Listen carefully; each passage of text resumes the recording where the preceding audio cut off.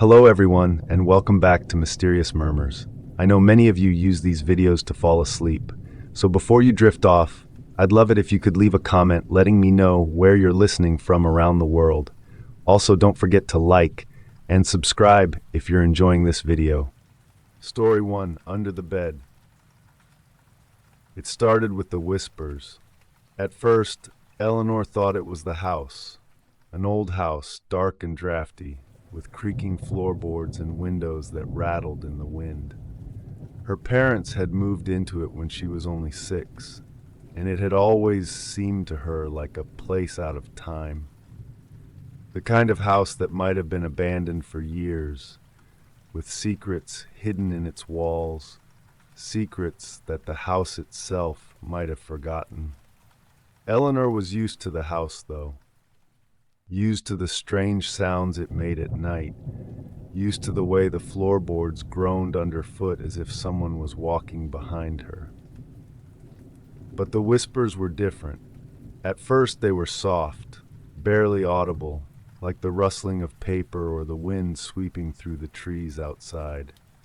They would start just as she was drifting off to sleep, a murmur just below the surface of her consciousness.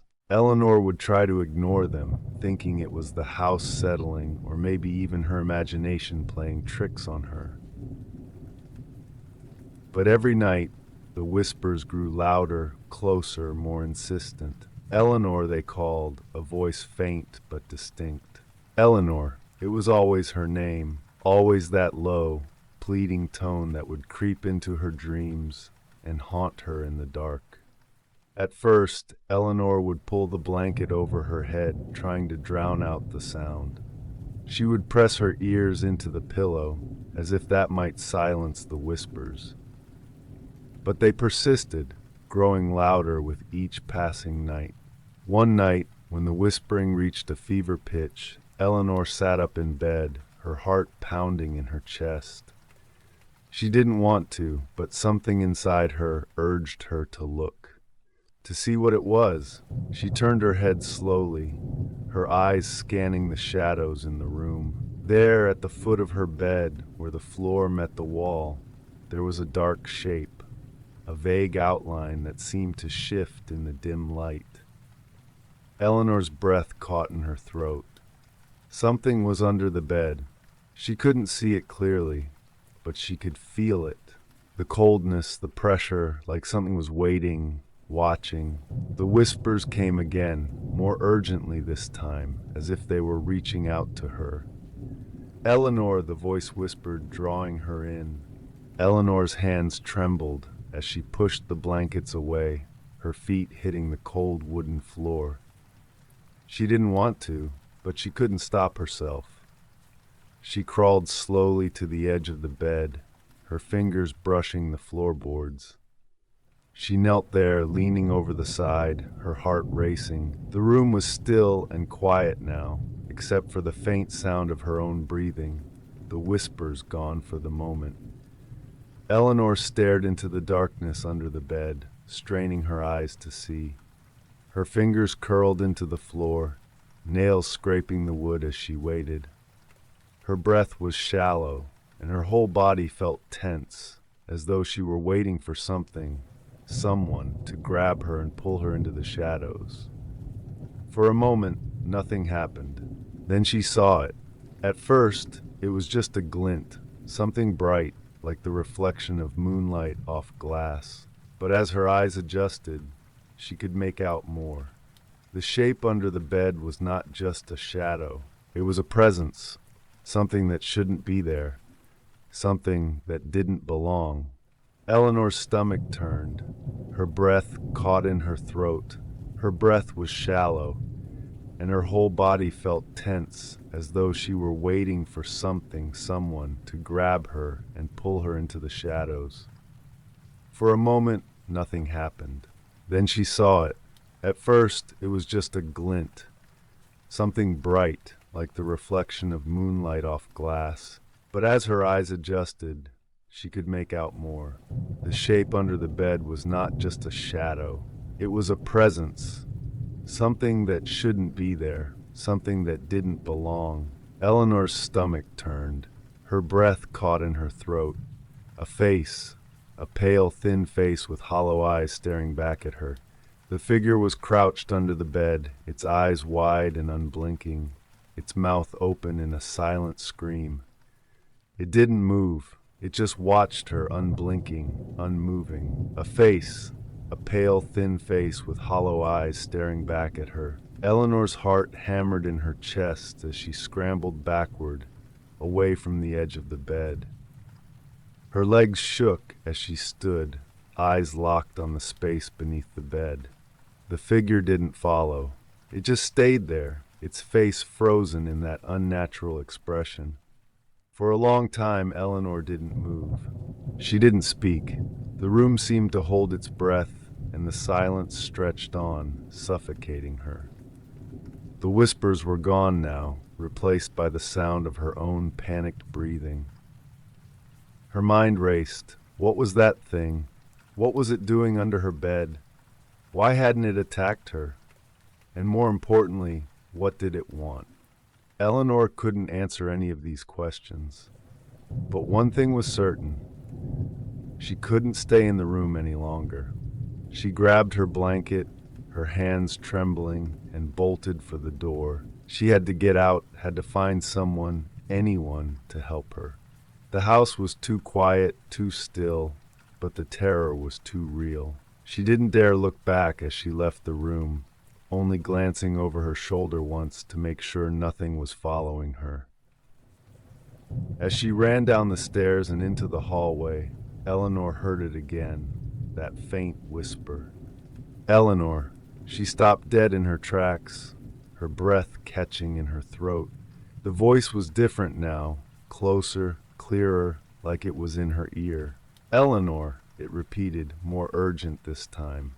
Eleanor turned toward the sound, her eyes wide with terror. It was coming from the kitchen. She couldn't understand it, couldn't understand why it was happening. But she had to know. She had to face whatever this was, whatever was lurking in the dark corners of the house. With her heart pounding in her chest, Eleanor slowly made her way toward the kitchen. Her feet were heavy as if the house itself was pushing her forward. She didn't want to go, but she couldn't stop herself. As she entered the kitchen, the light flickered above her, casting long, eerie shadows across the walls. The whispers were louder now, more frantic, swirling around her like a storm. And then she saw it again. The face, it was standing in the doorway to the basement, staring at her with those hollow eyes, its mouth opening wider, a faint, breathless gasp escaping its lips. Eleanor, it whispered again, the voice soft and trembling. Come closer. Eleanor froze. She couldn't move. She couldn't speak. Something deep inside her told her to run, to leave the house and never return. But her feet were rooted to the spot, her body refusing to obey her mind. The face under the bed, the whispers, they were all connected. And as she stood there in the dim light of the kitchen, she realized with growing horror that she had never really left. Not really. The house was not just a building. It was something more. Something that reached into her very soul. Something that would never let her go. Eleanor swallowed hard, her throat dry. She had to know. She had to face what was waiting for her, even if it meant confronting the darkness under the bed. Slowly, she stepped toward the basement door, each movement agonizingly slow, her body trembling as if it knew what lay beyond. The face stared at her, its eyes dark and empty, its mouth widening in a grotesque grin. And then, as if the house itself had opened its jaws to swallow her whole, the whispers grew louder, and the door to the basement creaked open.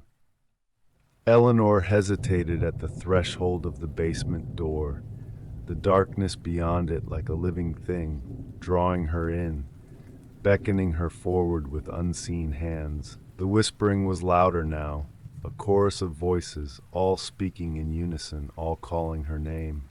Eleanor, Eleanor, her breath caught in her throat, her heart pounding like a drum in her chest.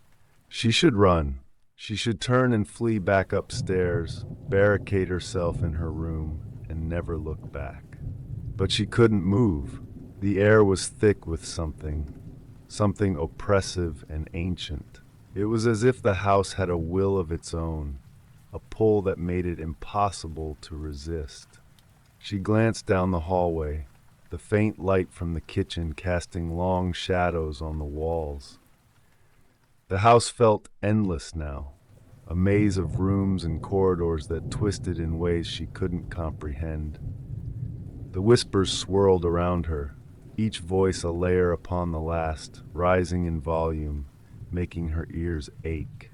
And then, from the depths of the darkness in the basement, she heard it. A low, guttural sound, a growl like an animal stirring in its sleep. The noise sent a chill down her spine, and without thinking, Eleanor's feet carried her into the basement, drawn forward by the pull of the house, by the whispers that seemed to come from everywhere and nowhere at once. The basement steps creaked under her weight as she descended into the dark, her eyes straining to see anything at all.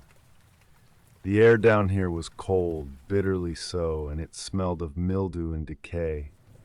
She could feel the weight of it pressing against her chest, as if the very air were alive, heavy with the secrets of the house.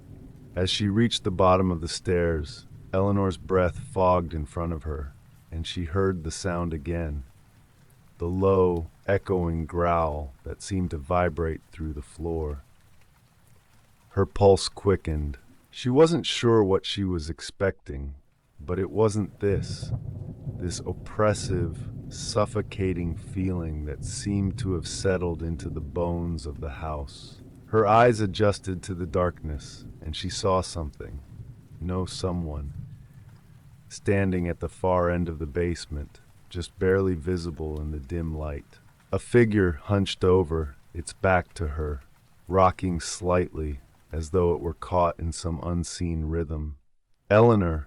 The voice was soft now, almost tender, as if it were reaching out to her, calling her name not as a command, but as an invitation.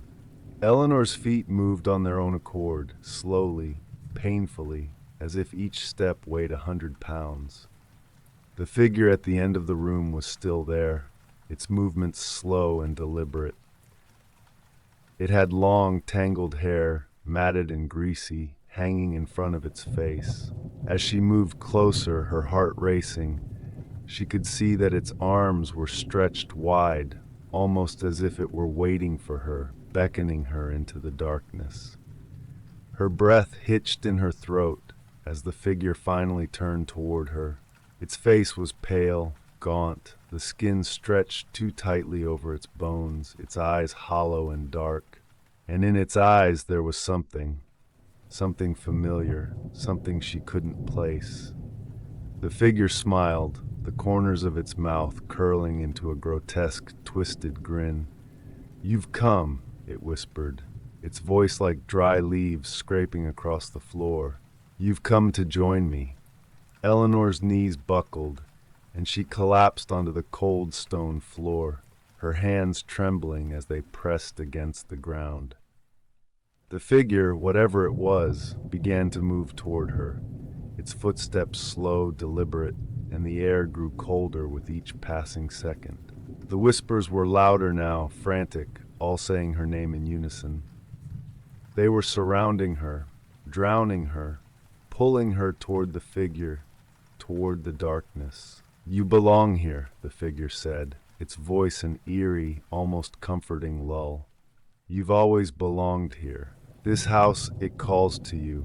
The words hit Eleanor like a physical blow, knocking the breath from her lungs. She recoiled, shaking her head violently, trying to break free from the grip of the house, from whatever dark power had taken hold of her. She tried to push herself up, but her limbs wouldn't obey. She was trapped, unable to escape, unable to move. You were always meant to come back, the figure whispered again, its face now inches from hers, its eyes staring into her with an intensity that made her skin crawl. We've all been waiting for you. Eleanor's mind spun, 1,000 questions racing through her head. Who were these people, these things? Why had they been waiting for her? The house had always felt strange, yes, but she never thought it could be this. She had thought the whispers, the strange feeling in the air, were just tricks of her mind. But now, as the figure loomed over her, she realized the truth. This was no ordinary house, and she was no ordinary girl. The figure's smile widened, revealing jagged teeth, yellowed and broken. You see, it said, its voice dripping with malice, you can't escape. You never could. Eleanor closed her eyes, her body trembling as the darkness seemed to press in from all sides. She had been wrong to think she could leave, wrong to think she could outrun the house. It had always known she would return. As the figure reached out to touch her, Eleanor's mind screamed for escape, for anything to break the hold of this nightmare. And in that moment, something shifted. A light flickered in the far corner of the basement, a soft glow that pulsed gently like a heartbeat. The whispers faded, the figure stopped moving, and Eleanor opened her eyes to find herself back in her room. The air was still, the shadows long and stretched across the walls, and the house seemed to have fallen silent. But Eleanor knew it wasn't over. The house had let her go, but for how long? The figure, the whispers, they would return. They always did, and when they did, she would be ready. Story 2, The Girl Who Vanished. It was a quiet town, too quiet, almost as if the people there had long ago forgotten how to make noise. The streets were lined with rows of identical houses, their windows peering out like eyes that had seen too much. The sky above seemed heavy, an oppressive gray that hung over the town, as though it too were trying to keep something buried deep within its folds. The kind of town that felt stuck in time, where nothing ever truly happened, where nothing ever changed. That was until the day Sarah Whitmore disappeared. Sarah had always been the kind of girl who seemed out of place in a town like this. She wasn't content to live in the silence of her surroundings, content to blend into the landscape. No, Sarah had a curiosity, a hunger for something more than what the town could offer. It was something that both unsettled and fascinated the people who knew her, something that made her stand out, even when she didn't want to be noticed. She wasn't the sort of girl who believed in the rumors, the ones whispered behind closed doors and heavy curtains, the ones that spoke of the strange happenings in the town, the things that were hidden, the things people tried to forget. She laughed it off, brushing it aside, her eyes bright and unafraid, as if she were daring the world to show her its secrets. But the town had its own way of making sure those secrets remained buried. It began on a Tuesday, just like any other. The morning sun had barely crept over the horizon when Sarah's mother, Alice, went to wake her daughter for school. Alice knocked on Sarah's bedroom door, calling out her name, but there was no answer. At first, she thought nothing of it. Sarah had always been a late riser, often late for breakfast, always rushing to catch the bus. But when Alice entered the room, she found it empty. The bed was perfectly made, the curtains drawn, and Sarah's things were all in their usual places. But Sarah herself was gone. Alice called out her name, but there was no answer. She searched the house, frantic now, opening every door, checking every closet, every corner. She ran through the house twice, thrice, but it was as if Sarah had simply vanished, slipping through the cracks of their lives without a trace. By the time Alice called the police, the sun had risen high in the sky, casting long, sharp shadows across the town. It wasn't until the officers arrived that anyone began to realize that Sarah wasn't just missing. She had disappeared. The town was thrown into a panic. Whispers spread like wildfire, the rumor mill grinding to a halt as people tried to make sense of what had happened. The idea of a young girl vanishing into thin air was something too strange, too horrifying for anyone to grasp. There were questions, so many questions, but no answers. No one knew where Sarah had gone, or how she could have vanished so completely, as though she had never been there at all. The police scoured every inch of the town.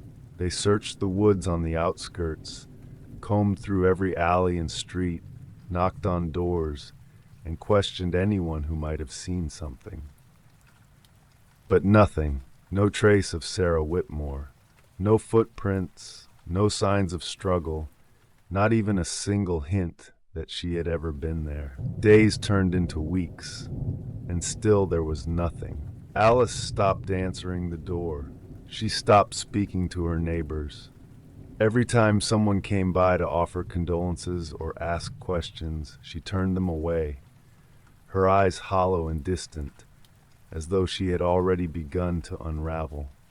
And in a way she had. The disappearance of her daughter was not just a tragedy. It was an unraveling of everything she had believed about the world, about her own life, about the safety of the place she had lived in for so long. The house, once so full of life, became a tomb, a place where time seemed to stop. Alice no longer cooked meals, no longer tidied up. She spent her days sitting in Sarah's room, staring out of the window, as if waiting for her daughter to walk back through the door, to appear from the shadows of the street and return to her. But she never did. As the weeks passed, the town's whispers grew louder, more insistent. There were rumors about Sarah's disappearance that no one wanted to speak aloud. People began to wonder if she had simply run away, if she had left on her own accord. They whispered about the dark woods beyond the town, about the strange stories that had haunted the town for generations, stories of things that were hidden in plain sight, things that could make someone vanish without a trace. The more people whispered, the more Alice withdrew. She became a shell of the woman she had once been, her eyes sunken, her movements slow and deliberate, like a person walking in a dream. But she didn't seem to care about the rumors anymore. She didn't care what anyone thought. She was waiting for her daughter to come back. One evening after the sun had set and the shadows grew long, Alice heard a knock at the door. She didn't want to answer it, but the sound persisted, a sharp rapping that seemed to echo through the silence of the house. Hesitantly, she opened the door to find a stranger standing on the other side. A tall, thin man with sharp features and eyes that seemed to glimmer with a strange intensity.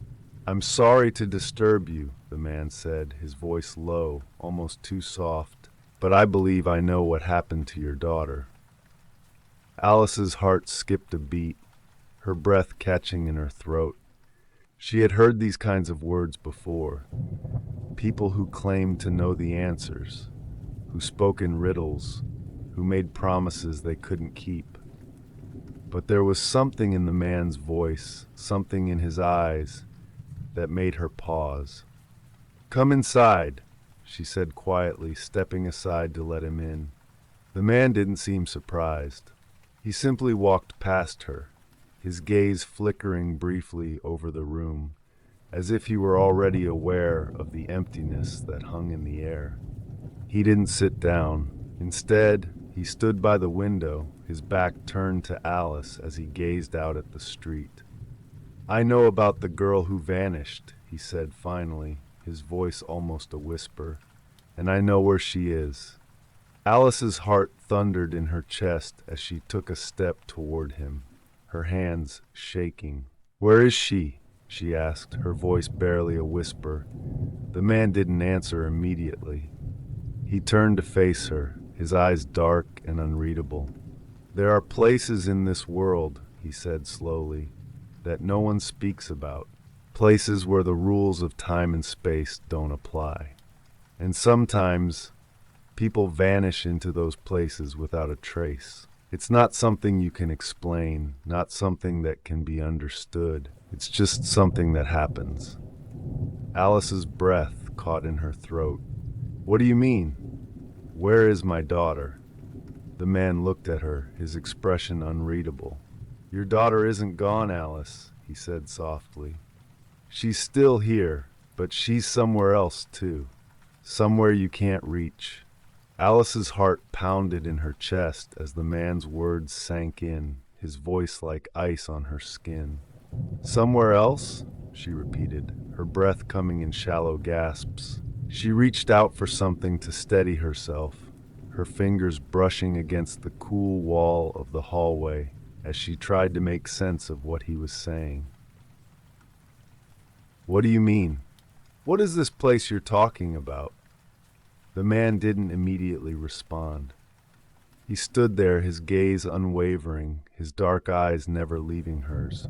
Alice could feel a strange pressure building in the room, as though the very air had thickened, become heavier, as though something unseen was closing in around her. "It's not a place that can be found by ordinary means," he said finally, his voice a soft murmur. "It's a place between places, a space that exists beyond the boundaries of time, where the rules of the world we know no longer apply. It's a place that calls to people, but only certain people can hear it. Your daughter was one of them." Alice took a step back, the weight of his words pressing down on her chest. "But how could she?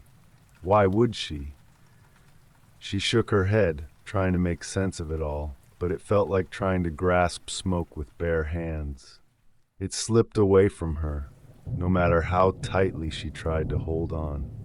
The man's expression softened, his lips barely curving upward into something that might have been a smile, if not for the deep sadness in his eyes. "There are things in this world that aren't meant to be understood, Alice.